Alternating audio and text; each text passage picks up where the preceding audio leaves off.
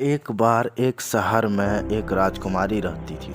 वह बहुत धनी और सुंदर थी, लेकिन इतनी धनी होने के बाद भी उसकी लालच का कोई अंत नहीं था। उसे सोना और कीमती वस्तुएं बहुत पसंद थी, लेकिन ये बात भी बिल्कुल सच थी कि वह अपनी बेटी को इस दौलत से ज़्यादा प्यार करती थी। एक दिन उसे एक गोल्डन परी नजर आई। जब वह दौड़कर परी के पास गई तो उसने देखा उसके लंबे सुनहरे बाल उस पेड़ में फंसे हुए थे।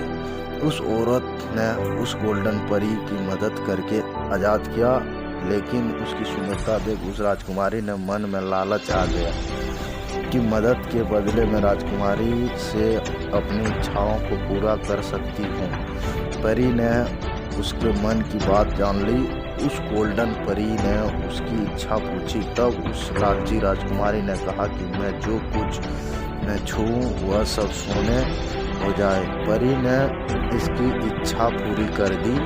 राजकुमारी ने अपने घर के बाहर बने भाग को सोने में बदल दिए। उस पूरा बाग, फूल, फवारे सब सोने के हो गए।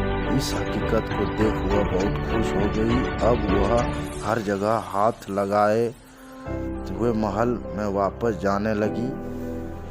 उस खुशी से देखकर पागल हो गई। तभी उसके सामने उसकी खूबसूरत लड़की आ गई। उसने खुशी की वजह से अपनी लड़की को हाथों से गले लगा लिया, लेकिन कुछ ही देर में उसकी लड़की एक सोने की मूर्ति बन चुकी थी। ये देख कर उसको परी का वरदान याद आया और उसको अपनी सबसे बड़ी गलती का भी एहसास हुआ। वह राजकुमारी काफ़ी ज़ोर से रोने लगी और उस परी को खोजने लगी, लेकिन वो परी कहीं नज़र नहीं आई।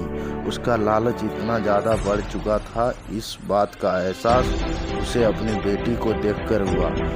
इस कहानी से हमें ये सीख मिलती है कि ज़रूरत से ज़्यादा लालच हमें विनाश की तरफ ले जाता है। लालची होना मूर्खता का काम है।